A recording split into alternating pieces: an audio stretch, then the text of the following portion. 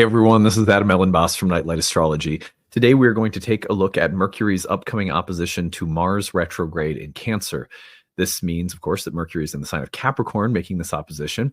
So we're going to look at this from the standpoint of 5 things to watch for. This is an archetypal breakdown of a Mercury-Mars opposition that hopefully will help us identify, work with, stay conscious of the transit as it's coming through.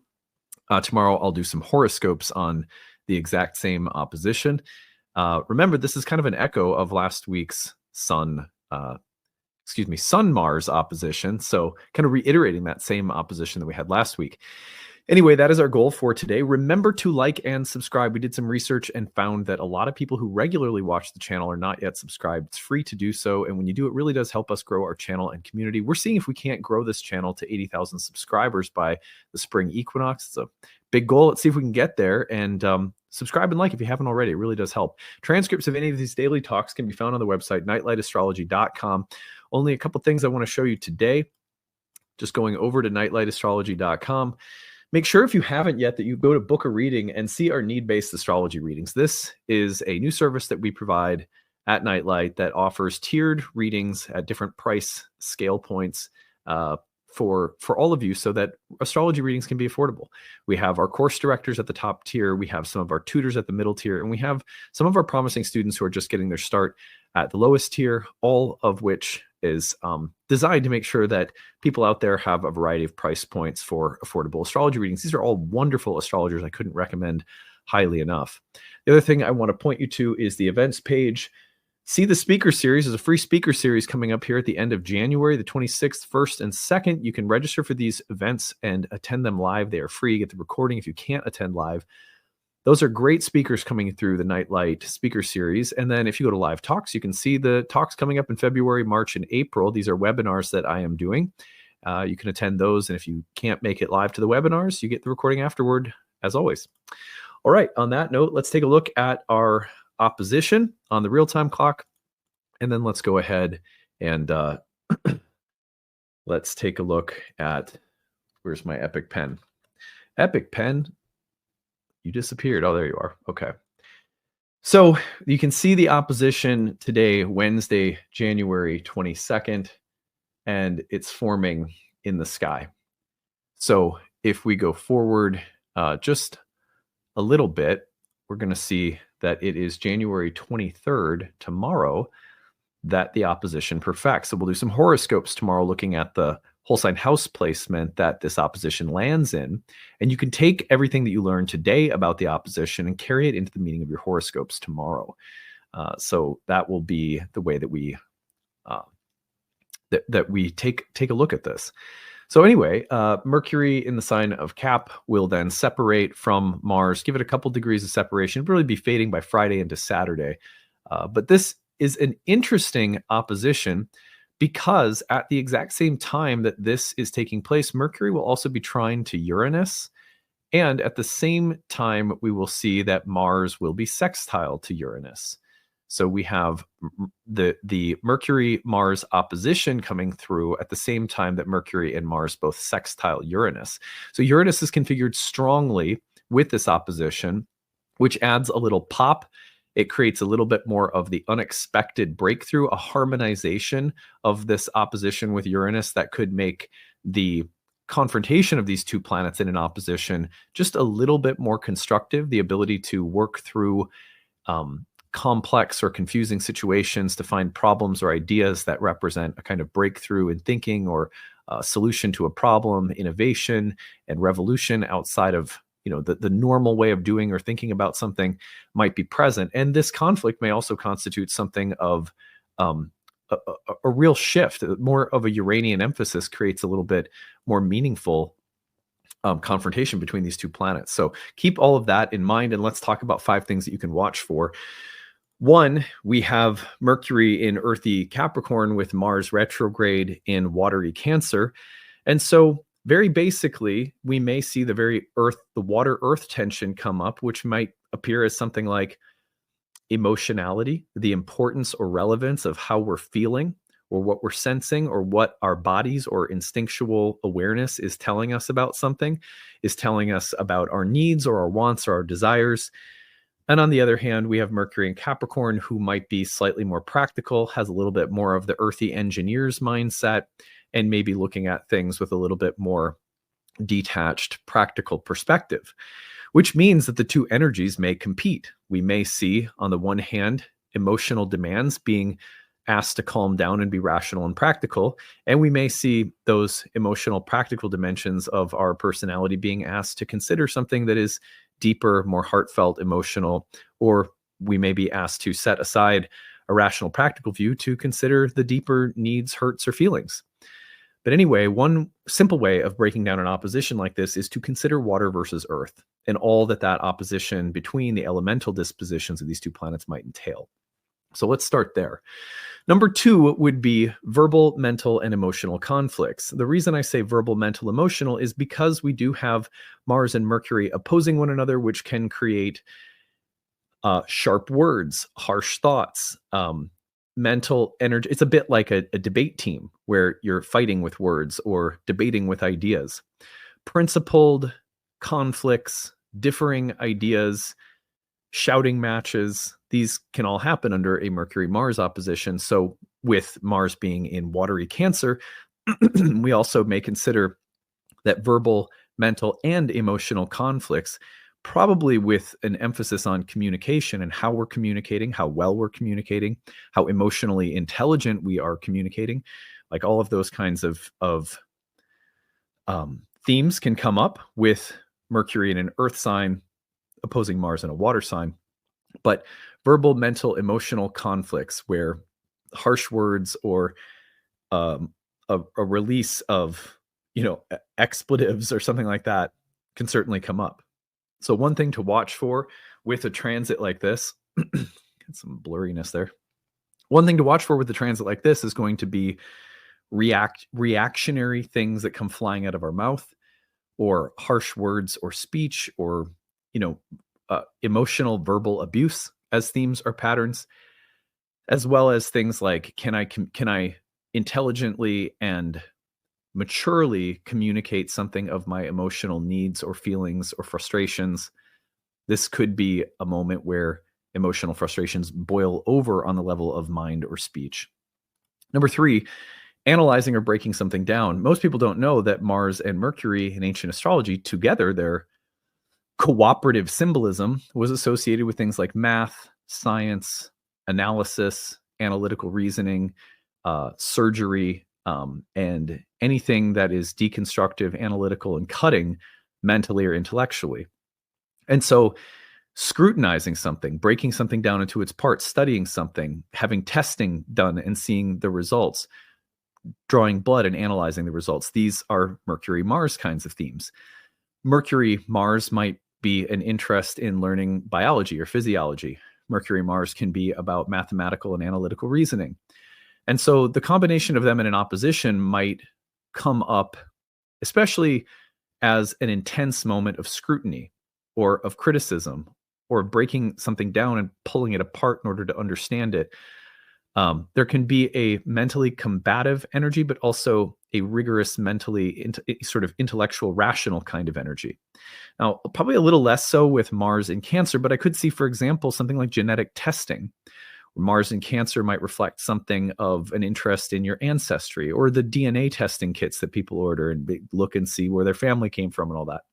So anything that would involve an analysis or scrutiny of details and so forth, even like family planning or looking at your budget or analyzing how to better organize your home, all things that could be a nice reflection of Mercury in Capricorn with Mars in Cancer. We could also see tendencies to be verbally, mentally, or emotionally domineering or controlling. And how much should we control versus how much should we let go and trust a process might be something that comes up. The analyzing and breaking down of something can also be associated with the mental tendency to want to control things. Now, number 4 would be a weighty decision. I look at this and I go, yeah, Mercury opposite Mars, you might be confronted with a choice that you have to make that's not easy.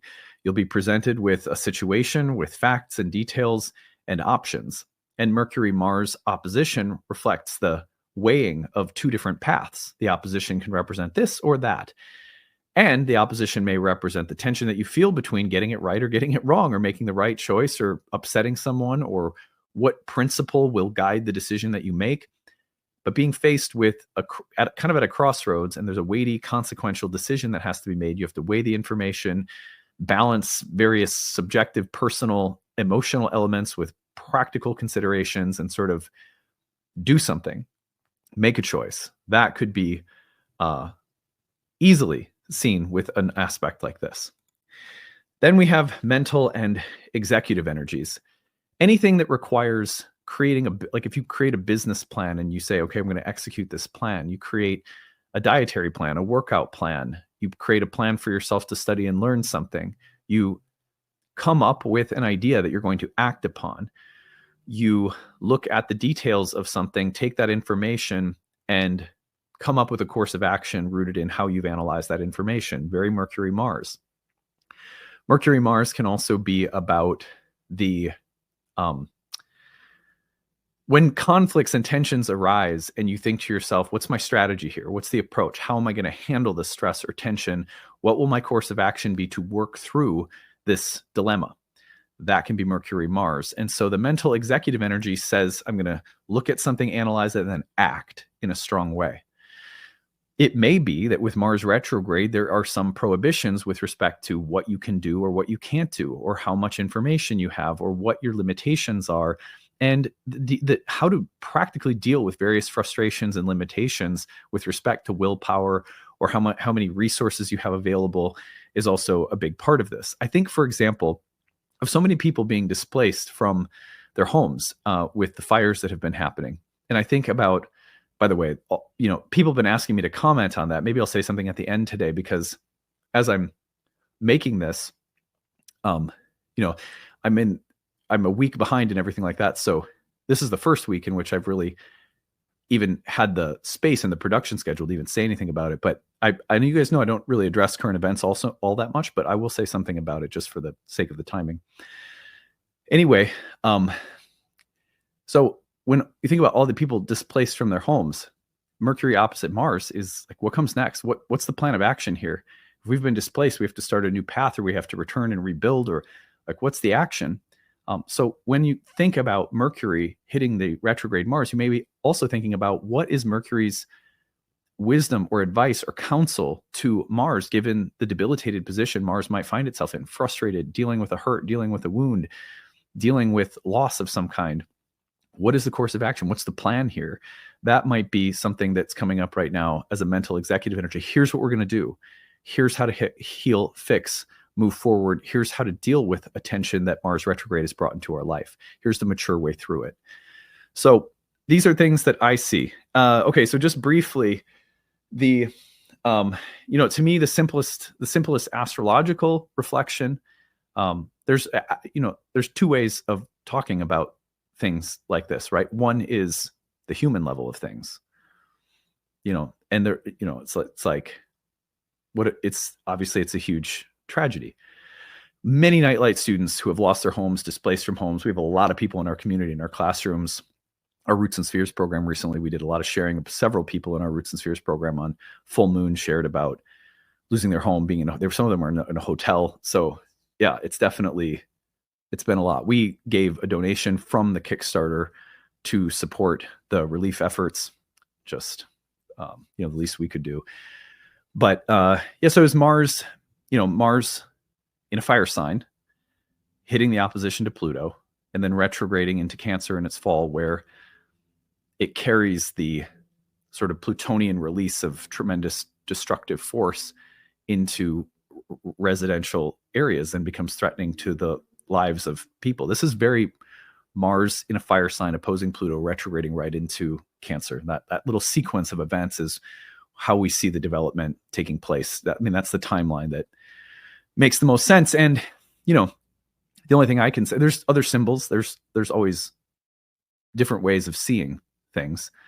For example, on a small level, we had the moon in Aries in a mutual reception with Mars in Cancer the first day of the fires, right after the Mars-Pluto opposition finished, and Mars changed signs from fire to water and moved into its fall. So small little detail like that can be meaningful. There's other things, but just purely in terms of tracking the symbolism, I think it's probably the most appropriate one. And if you look back at some of the Mars retrograde videos that we did, anticipating Mars retrograde, I said, one of the things that can happen is there can be things like neighborhoods, homes, families can feel under threat or more vulnerable when Mars is retrograde in Cancer. This is one of the reasons why Mars in Cancer was considered debilitated, because Mars in the domain of the moon is a challenging, there's a challenging tension there. The moon in Cancer is seeking things like bondedness, safety, nurturance, connectedness. Mars severs and cuts.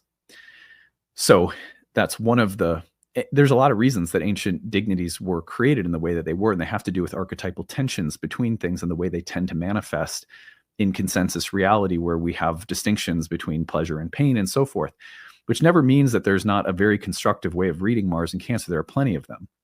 But those tensions exist for a reason. Certain archetypes in the way they present are tenser than others, and we experience that tension in a myriad number of ways. But the Mars retrograde in Cancer, with respect to the devastation of a major place in which people live, a city, is appropriate. We have a god associated with death, destruction, and fires in Mars, a very fiery planet, and coming off from the opposition to Pluto, backing into, the neighborhood of Cancer, so to speak. So that's the symbolism as I've seen it. I've heard some other astrologers sensitively reflect on it in other ways too. But just my prayers to all of the people who watch my channel who have been affected or displaced or have lost your homes.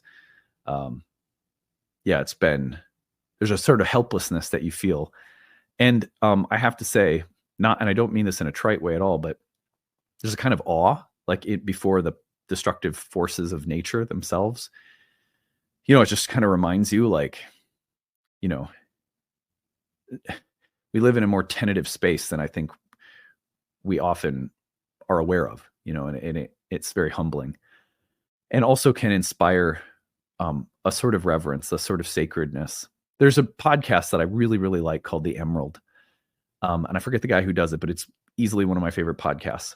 And he had an episode on fire, on the animate force of fire, that I think is a kind of salve. And a number of community members in the Nightlight community, classroom students, have mentioned it as something for some people who have been displaced and dealing with it more firsthand than others, that his episode on fire was very healing. So anyway, in case that's a helpful reference, it may not be helpful for everyone, I don't know. But anyway, just a few words about that. Just prayers to everyone out there. It's a difficult moment, and right in a big part of the Mars retrograde, apparently, this is one of the collective events that we're seeing around it, in my humble opinion. At the very least, we have astrology as a way of understanding that all events in time, place, and circumstance, all events that we experience, we see reflected in the heavens, and we know that we live in a sacred world. It's mysterious. There are tremendous forces of death and destruction that are a part of reality. We have to, just little by little, make some amount of peace with their existence. I'm not saying that's easy. I'm not saying I can do it sitting here on YouTube, but I think astrology helps us with that. I do. So I'll leave it there. We'll see you guys again tomorrow for some horoscopes on this Mercury-Mars opposition, see what we can't do to understand the topical areas of life that they are showing up in our charts right now. All right, take it easy. Bye.